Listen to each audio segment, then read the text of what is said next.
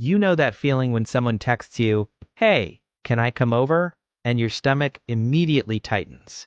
Not because you don't like that person, not because you're some loner, but because the mere thought of someone entering your space, sitting on your couch, being there, something in your head just screams, "No, please, not now." Yeah, we need to talk about that. Here's what nobody will ever tell you.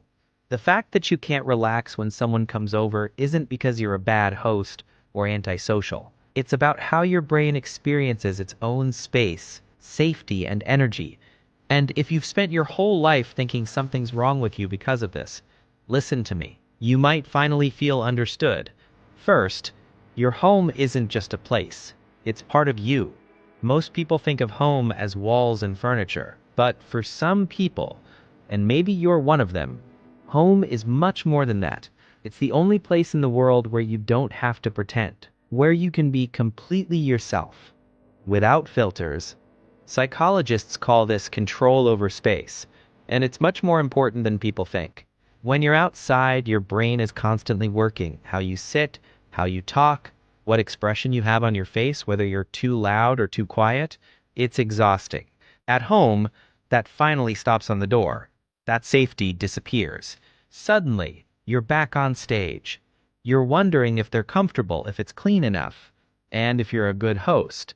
Your sanctuary has become a stage, and your body knows it. Research shows that people who are more sensitive to everything around them, which is every fifth person, experience their home as an extension of themselves. When someone enters it, it's not just hanging out. It's someone entering the only place where your nervous system can rest. Second, you're not just hosting a person. You're managing all their needs and feelings. Here's why it's so hard. You're not just talking to someone. While you're talking, a million things are spinning in your head. Are they bored? What do they think of my place? Do they need more coffee? Should I turn on music? Is this silence awkward? Was that joke good? Why are they looking at their phone? Do they want to leave? Your brain is assessing all of this simultaneously while you're trying to look relaxed, like juggling torches while casually chatting. It can be done, but it's not exactly relaxing. People who struggle with guests are often excellent at reading other people's emotions. Sounds like a superpower until you realize it means you automatically absorb other people's feelings, whether you want to or not. Studies show that these people experience socializing as much more draining than others. It's not that you're weak, it's that your brain processes twice as much information in the same situation. Third, the stress begins long before anyone even arrives. Let's be honest about what happens before someone comes over. Cleaning hell. You're rehearsing in your head what you'll talk about. You're arranging things so everything looks like it accidentally belongs there. You're wondering whether to offer snacks, or if that's too much, or if you don't offer them, maybe you're stingy. Psychologists call this anticipatory anxiety, and it's a special kind of hell. It's not just stressful that they're coming, it's stressful that you're stressed. You worry they'll notice you're not relaxed, which makes you even less relaxed, which makes you worry even more that they'll notice. And here's what people who love having guests will never understand. For them, it's energy, it's fun, it's cool. For you, it's work.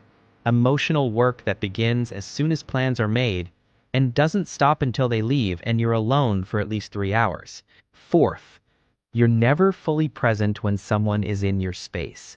Even when the conversation is good, even when you're genuinely having a nice time, some part of you never closes its eyes, like background music you can't turn off. Scientists call this a state of alertness. Your brain's still scanning for threats at a low level, not because the person is dangerous, but because your nervous system knows you're no longer in complete safety. Think about what you do when you're alone. Maybe you walk around in your underwear. Maybe you talk to yourself. Maybe you sit in weird positions or make faces or just exist without censorship. You can't do any of that when someone comes over. Research shows that introverts have a lower threshold for stimulation. What sounds like pleasant noise to an extrovert is total overload for you. When someone is in your apartment, it's not just hanging out, it's constant stimulation that you can't pause. Fifth, the relief when they leave isn't because you're a bad person. It's your body finally breathing. Here's the part nobody talks about, that wave of relief when the door closes. You literally feel your shoulders drop, your jaw relax, how you unwind. It's not that you're mean, it's your nervous system finally returning to normal. Many people feel guilty about this. They think, but I had a nice time, why am I so happy they left?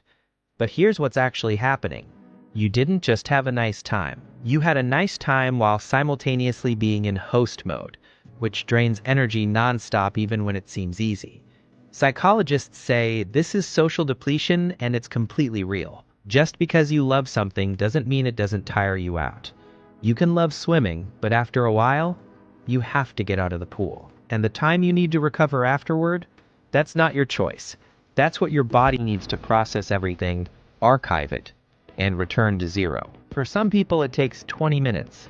For you, maybe 20 hours. Neither is bad. It's just different. What does all this mean for you? First, stop apologizing for how you function. The fact that you can't relax with guests doesn't mean you're weird, antisocial, or rude. It means your nervous system needs a specific space to feel safe, and there's nothing wrong with that.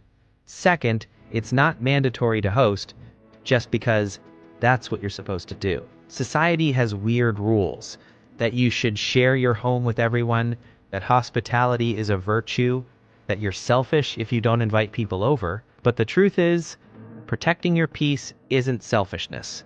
It's self-care. If you want to see someone, meet them outside. There are cafes, there are parks, there are their apartments. You're allowed to have a boundary around one space where you can breathe. And third, if you really must have guests over, don't pretend to be relaxed. They probably sense you're not anyway. Pretending only makes it worse. It's perfectly okay to say, I'm not really a great host, but I'm glad you're here. Most people will appreciate honesty more than an act. Here's the point. Your home is your sanctuary, and you're allowed to protect it. People who truly care about you will understand. Those who don't, well, you were never really important to them anyway. You're not weird, you're not rude. You just need your space to actually be yours. And in a world where everyone constantly expects access to everything, that's not a flaw. That's wisdom. If this resonated with you, please subscribe. And if you want to support videos like this, become a channel member. It would really mean a lot to me.